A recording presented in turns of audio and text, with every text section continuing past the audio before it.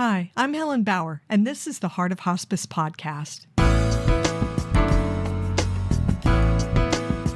The Heart of Hospice podcast is your source for compassionate and informative discussions about hospice and end-of-life care. I'm a certified hospice and palliative care nurse with over 15 years of experience. Whether you're a caregiver, someone with a serious illness, or you simply need to know more about hospice care, this podcast is for you. Join me as we explore all the aspects of hospice, from the details of caregiving to the emotional and spiritual dimensions of end-of-life journeys. For more resources and to connect with me, visit theheartofhospice.com and find us on Facebook, Instagram, and LinkedIn. Keep listening for today's episode.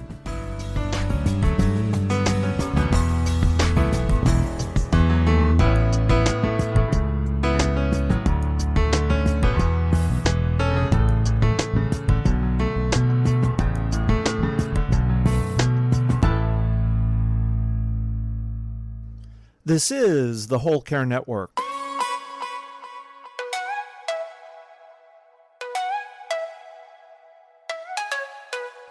Helping you tell your story one podcast at a time. Content presented in the following podcast is for information purposes only. Views and opinions expressed in this podcast are solely those of the host and guest and may not represent the views and opinions of the Whole Care Network. Always consult with your physician for any medical advice, and always consult with your attorney for any legal advice. And thank you for listening to the Whole Care Network.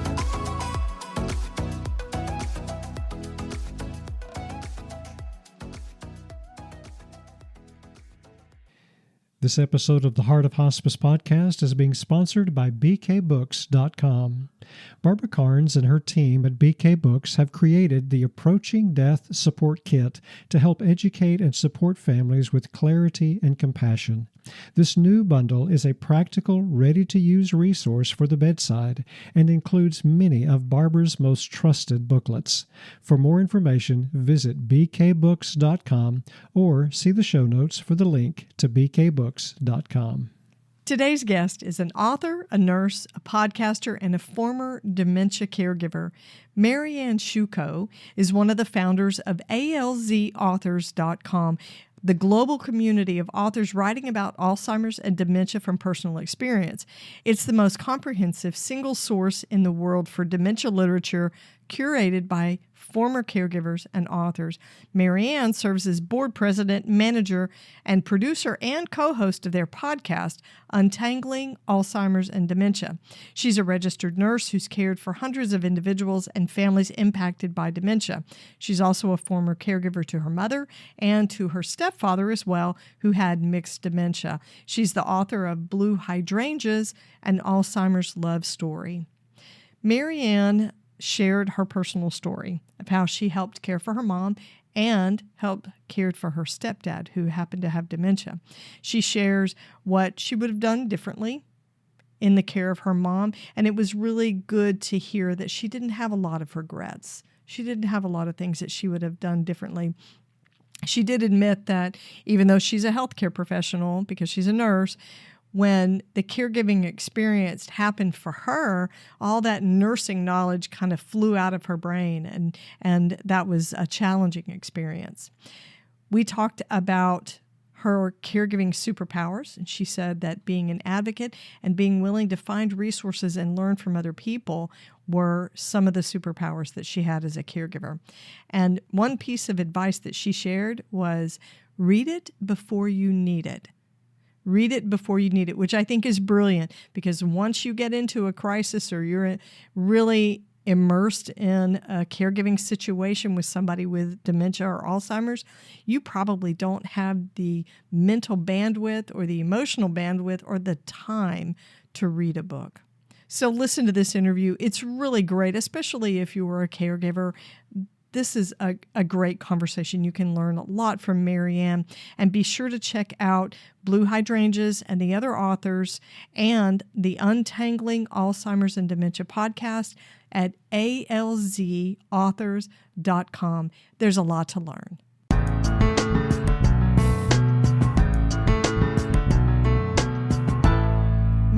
Marianne, welcome to the Heart of Hospice podcast. It's so great to have you with me. Hi, Helen. Thank you so much for asking me to be here today. It's an honor, and I'm excited to speak to another Whole Care Network podcaster. I know. It's so easy to interview another podcaster, I have to say. It makes it easy. Plus, you're a nurse, so yeah. We've got all the things in common. So I want to start out with a question to get to know you a little bit. And I like to do advanced care plan conversation stuff when we do these questions. So today's question comes from the End of Life deck, which is the sister product or sister deck to the Death deck, which is a game. The End of Life deck is smaller, and it's got some more reflective questions for end-of-life workers to have with patients and families. So here's your question. It's called Final Arrangements. Who would you like to be in charge of making your funeral or final arrangements? Well, I hope to do that myself. I like that. I have done it, unfortunately, several times, been through that process. And I have a daughter who is incredibly bright and well organized and can pull things off, so she will be a good backup. But I intend, and I hope I don't miss the cue, but I intend to write my own obituary. Oh, cool. And I've already verbally expressed my wishes, but I will put that in writing as well, and figure out where we're going to go. Wouldn't know that. We're going to be moving around a lot in the next few years, so I don't know where I'm going to be, but, something simple. And I don't want her to have to worry about money and stuff like that. Yeah. So you've already given it quite a bit of thought. That's good. Yeah. Maybe I'm morose. I mean, I'm a nurse. I've witnessed a lot of death, and then I've lost a lot of loved ones, and I had to bury my mother and her husband, and then my brother, which was completely unexpected and traumatizing. So I know what's going to happen. So, and my mother-in-law, my husband and I, we did my mother-in-law's funeral. So I kind of know what to expect. So I know what what my wishes are. And the reason I want to write my own obituary, and I don't know that either my husband or my daughter really would know what to put in it, to be honest with you. Oh, that's okay. And I don't think that's morose to think about those things. I talk about death and dying all the time, and I don't think I'm a particularly gloomy person most of the time. But I think it's healthy to think about some of those things connected to your advanced care planning. You're already having the conversations with the people that matter most to you. So, and I love it that you're talking about writing your own obituary. I think sometimes we forget that an advanced care plan can also contain your obituary, so that your family wouldn't have to scramble to put details and dates and things together later on. Exactly. And also as kind of a way for you to kind of review your life, your accomplishments and things like that, to understand a little bit more about where you've been, what you've done. Did you do the things you would have liked to do? And then if you find out that I haven't, now is there still time for me to do that? I hadn't thought about it that way, but that's really a great thing. To do a little reflection about your life and look at your so-called bucket list and see what's not listed in your obituary that you want to add to it. That's pretty cool. I like that. Okay. So you're what I call a recovering caregiver, a former caregiver. Yeah. Yeah. And you've got a story to tell, which you did because you've written a book and you're talking on the Alz Authors podcast. But tell me your caregiving story and how you came to be such an advocate and an educator for people dealing with dementia and Alzheimer's. So my caregiving story started more on a professional basis when I decided I thought I might like to be a nurse back in early 1990.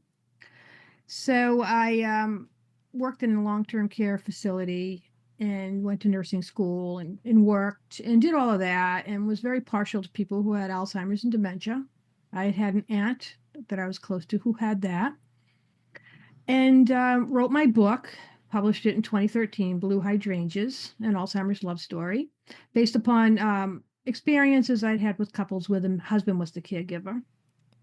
So I did that. And shortly afterward, about 2 years when I was just starting with Alz Authors with my partners, Jean and Vicky, my stepfather started exhibiting a lot of bizarre behavior. And at first, it really didn't bother me too much because he was always a weird, quirky kind of guy. So I just figured he was just being, well, I'll say it. My brothers and I, we just thought he was being an asshole. I get it. Okay. Yeah, he was being kind of combative with people. He had this knack. Well, first of all, he was born 1936. He was premature, the youngest of 4 sons, to a well-to-do family. But back in those days, they didn't have resources for children who had brain injury. He was brain injured at birth. Otherwise, other than that, he was perfectly fine. He had a speech impediment, but he had a very low IQ. I mean, he was my mother's second husband. And then as he got older now, he's approaching 80 years old at this point. My mother's 9 years older than him. So in my head, I'm thinking, well, my mother will probably die before him. And then I'll figure out what am I going to do with him then, Right. because he didn't have, his family was not a part of his life. He didn't have children. And we knew it was going to fall on us, which would have been fine. You know, I wasn't concerned about it at the time. Never dawned on me that he could have dementia. I was more worried about my mother.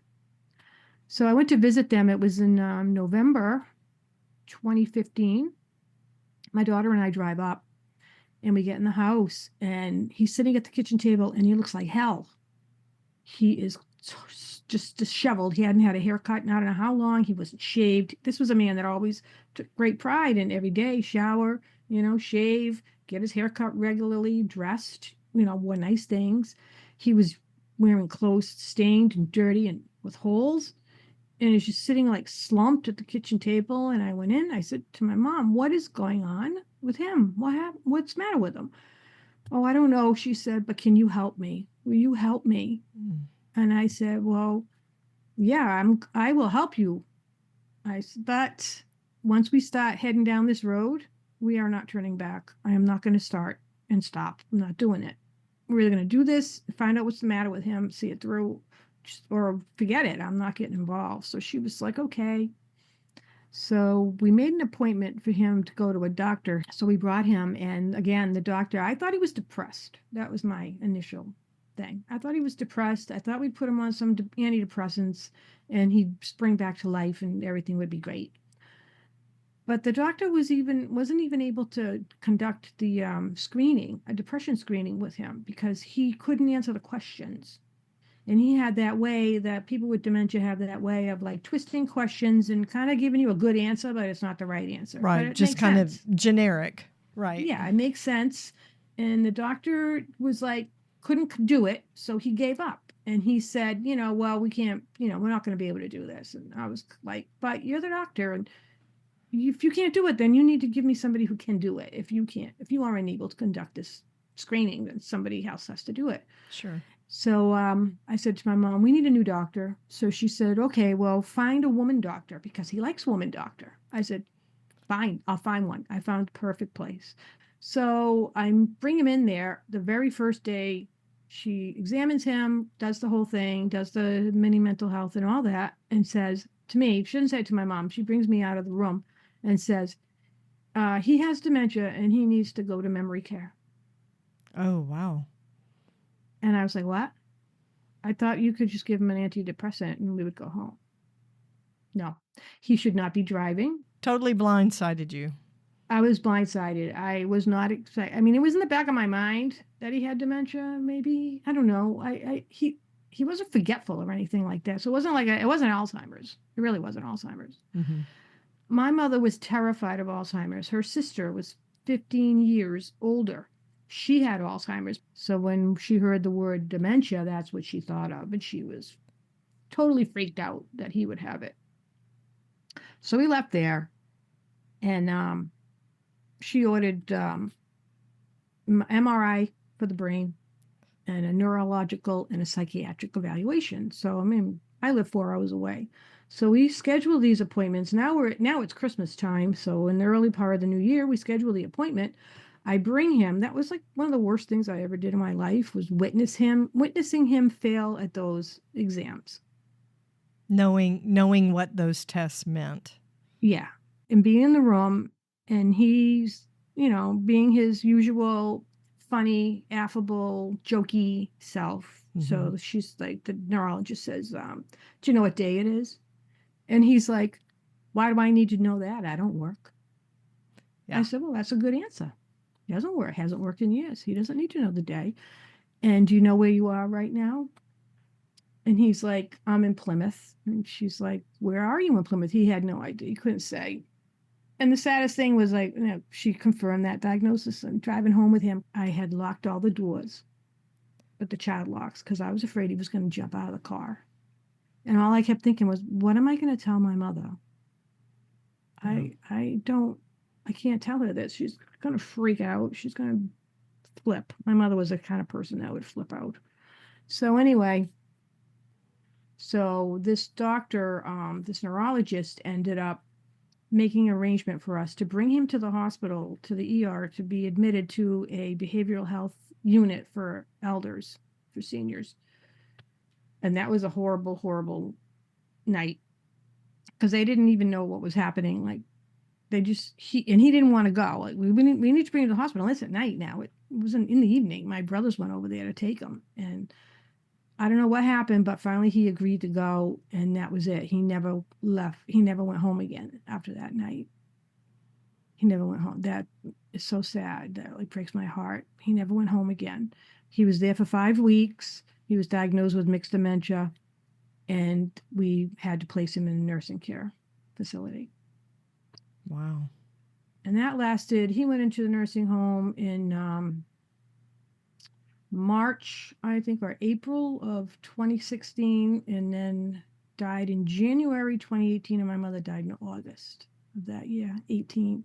So it went on for about 2.5 years. So their deaths were really close together for you. Yes, they were. They were just, my mother was starting to do better. She was constantly like on this roller coaster. So she was failing. I was in Massachusetts. I was managing her household from a distance. My cousin was living there. She was providing all of the 24/7 care for my mother, and she became, she didn't sleep at night anymore. She needed 24-hour assistance. She needed everything done for her. She had to be helped to the bathroom. It got to the point where she was in a wheelchair. She couldn't get up and walk anymore. And my cousin was not a well woman either. She had a much longer list of medical history than my mother did. She was so afraid something bad would happen to my mother on her watch. That's what she was terrified of. So she says, I can't, I'm leaving. I have to leave at the end of the month. So I said, fine. Well, meanwhile, my mother's condition is getting really bad. She was on hospice at this time. So the hospice, they said, she has about 1 to 2 weeks.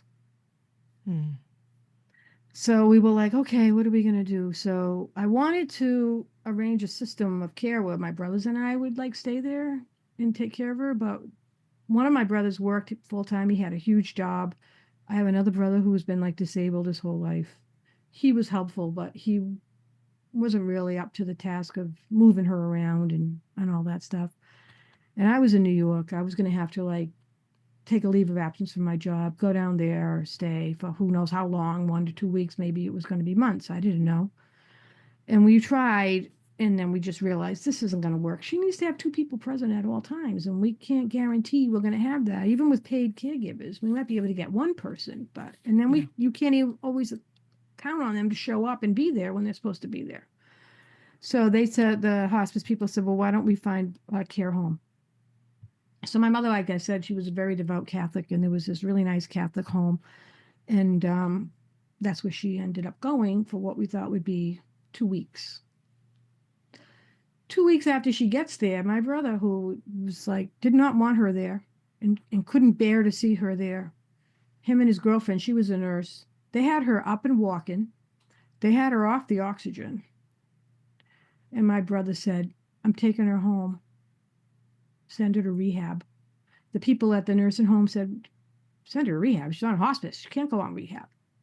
I said, take her off of hospice, put her on rehab. They said, we don't know how to do that. That's never happened here before. I said, well, you better figure it out.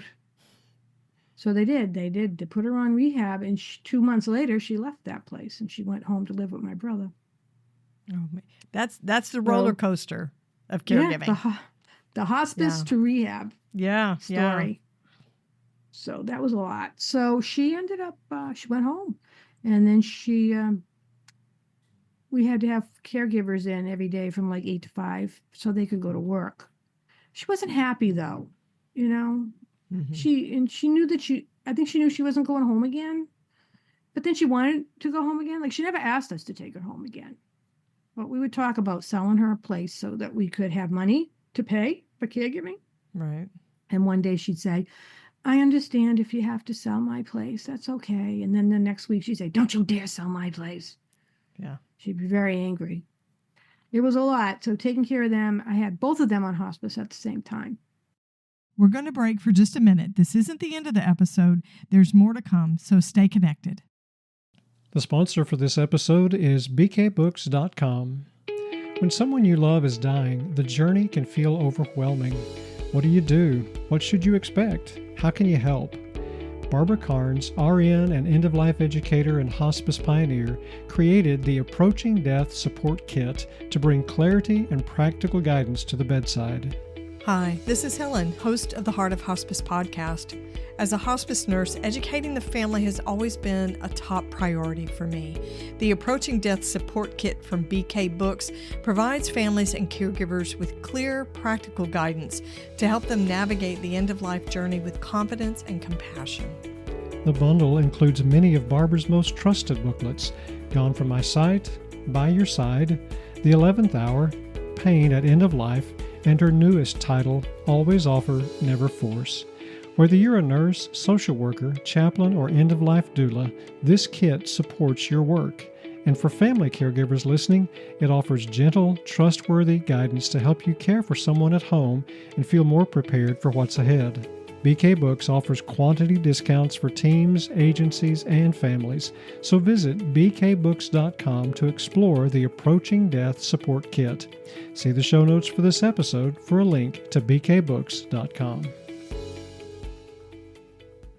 So I want to talk about your stepdad, when your stepdad died, because you had something sort of weird happen. Oh, yeah. Tell my listeners about that event. Yeah. So I had my stepfather. He was on hospice, which was really helpful. I mean, in the nursing home, did it really make a difference to him? And he was full custodial care. He didn't even wake up. You couldn't even have a conversation with him at all. When I would visit them once a month, and I would go to see him at least twice on my time and make sure he was okay. And my mother, when she was hospitalized around Christmas time that year, and when she came out, she was failing to thrive. So we had home care, and they said, why don't we do a hospice referral? So they said they were going to come on a Sunday, on this Sunday. So I'm like, okay, I'm going to leave Sunday morning, and I'll be present for them when they come to do the evaluation. So Saturday night, we were out having dinner with some friends, and I got a phone call up on my screen. It says hospice. They had said they were going to call me on Saturday, tell me when they would be coming on Sunday.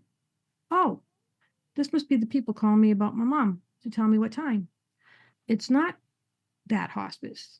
They were reaching a different hospice. And when I pick up the phone and say hello, this woman says, hello, I'm so-and-so from Kindred Hospice. Is this Marianne? Yes. I'm sorry to inform you that Frederick has passed.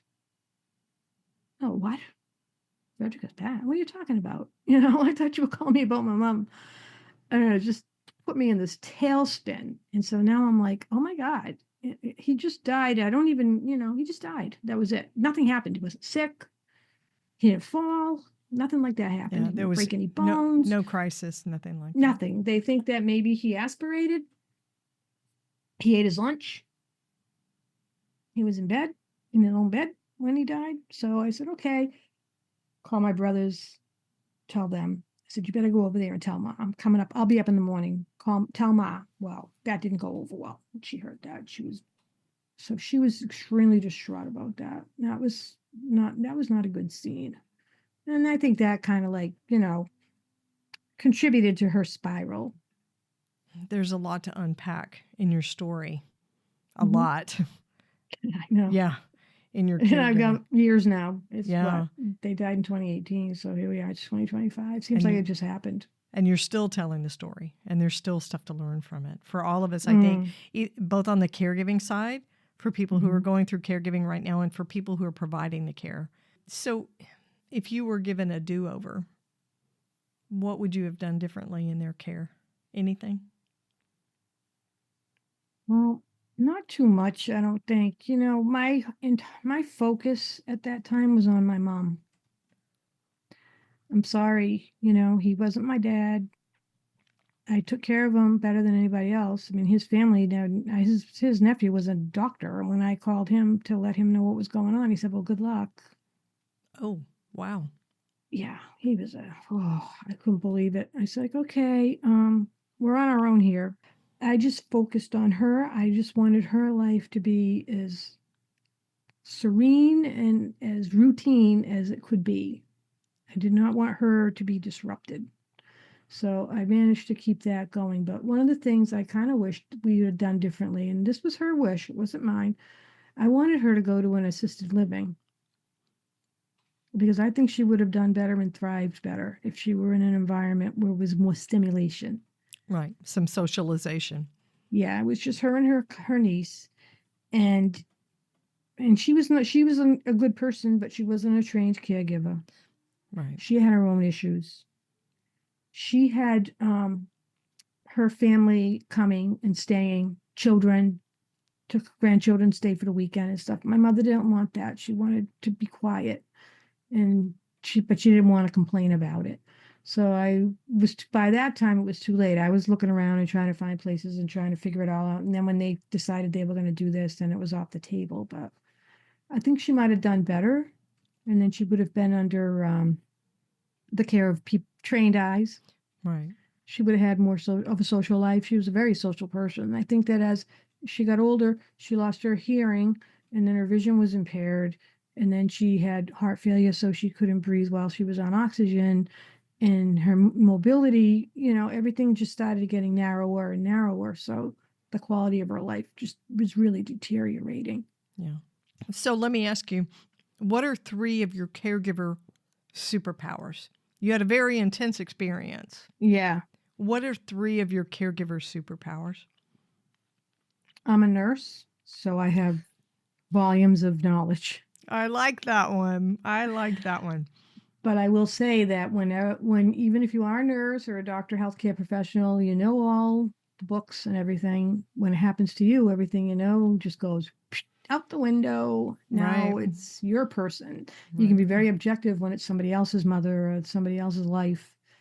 But if it's your situation and you're responsible and you're the one getting all these phone calls at all hours of the day and night, when you're at work, when you're driving, when you're in church, all of a sudden it takes on a whole different thing. So, you know, once I decided, I said, put on your nursing cap when I would get overwhelmed. Like, how am I going to do this?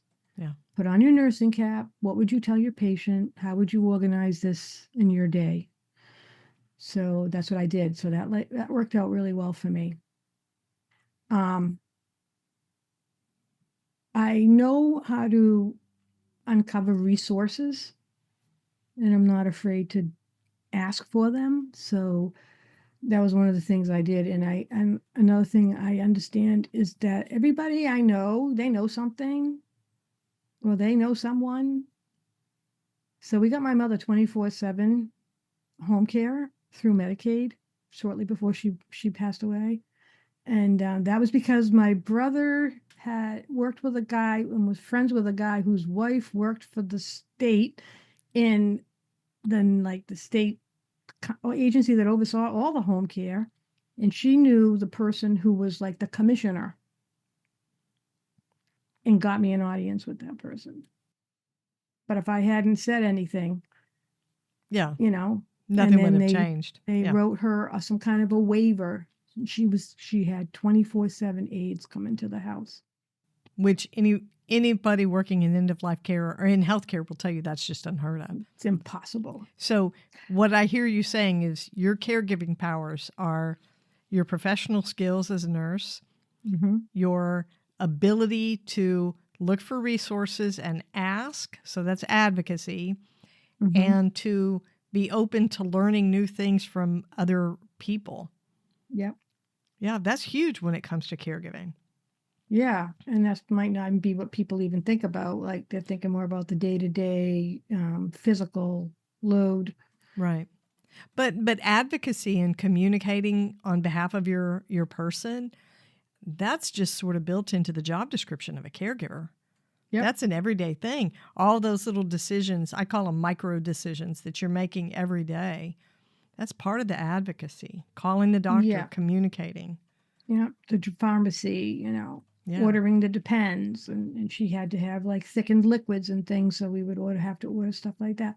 Keeping that going. So like my cousin who was there on doing the day-to-day and taking care of her meds and feeding her and help, she had somebody come to give her a shower, but helping her with the bathroom and stuff.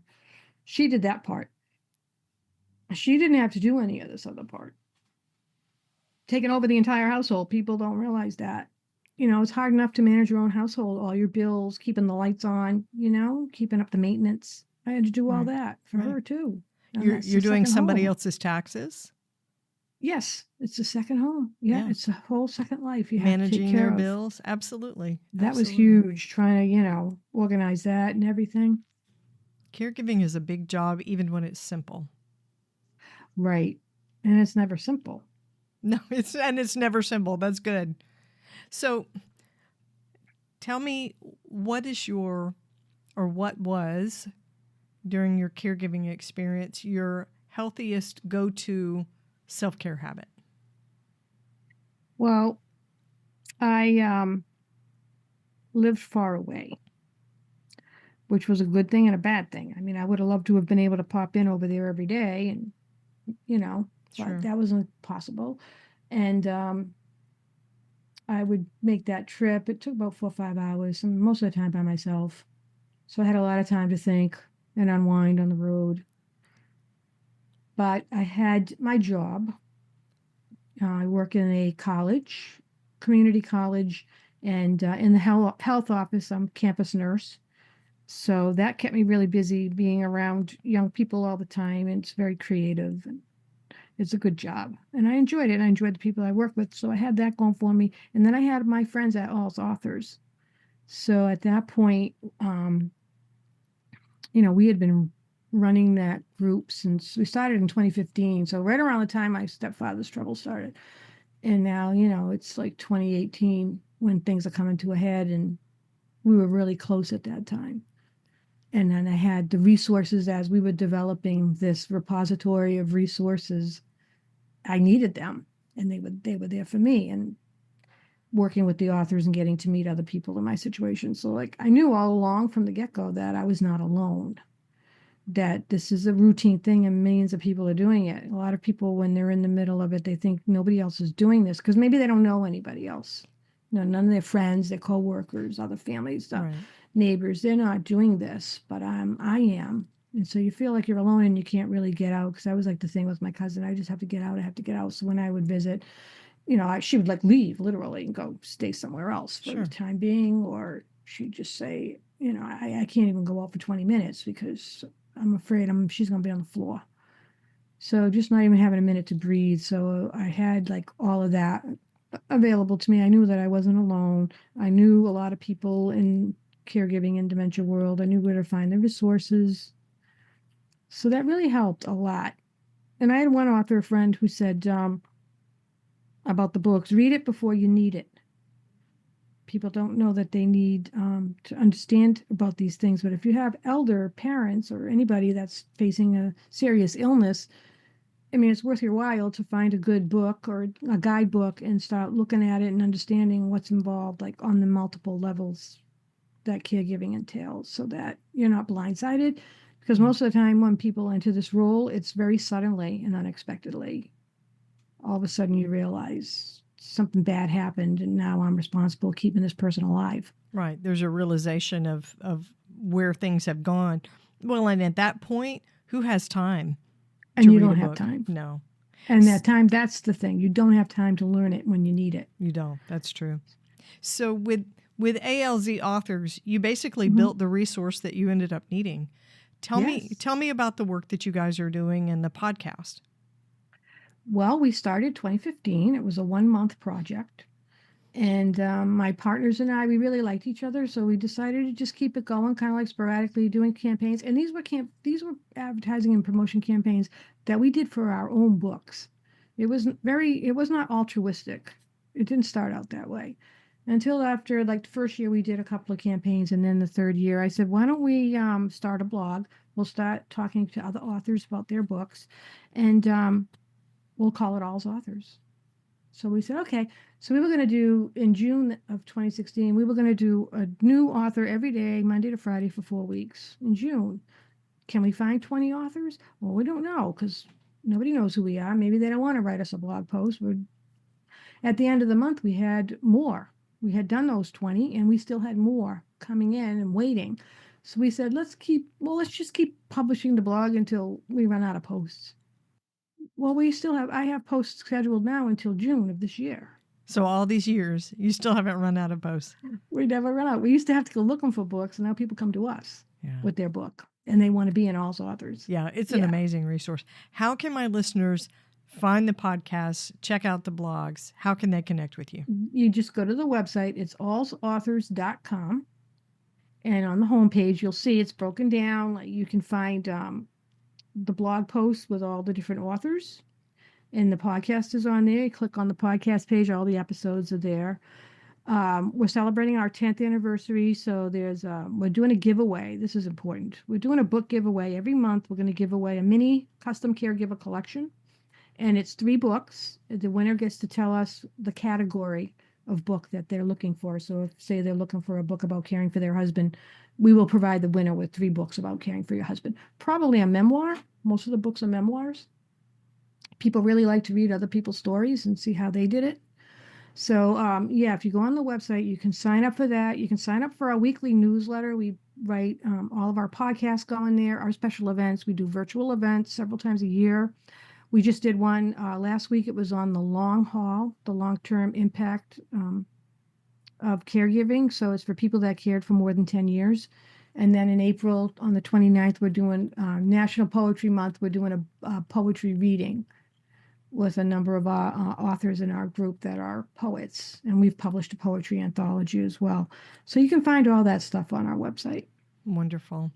Marianne, thank you so much. I'm going to put links in the show notes for the website so people can go and find you. And of course, you're featured on the Whole Care Network alongside the Heart of Hospice podcast. So thanks so much for spending time with me today. It's great to have you on the show. Okay, thank you.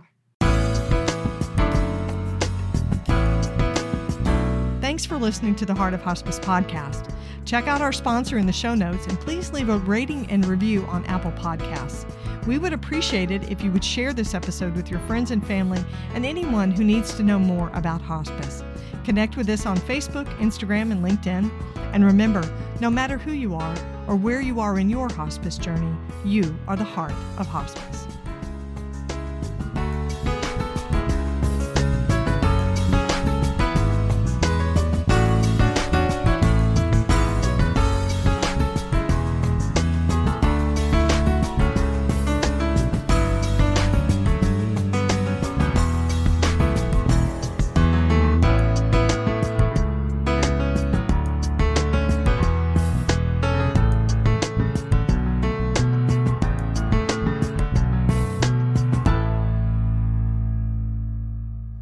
This is the Whole Care Network.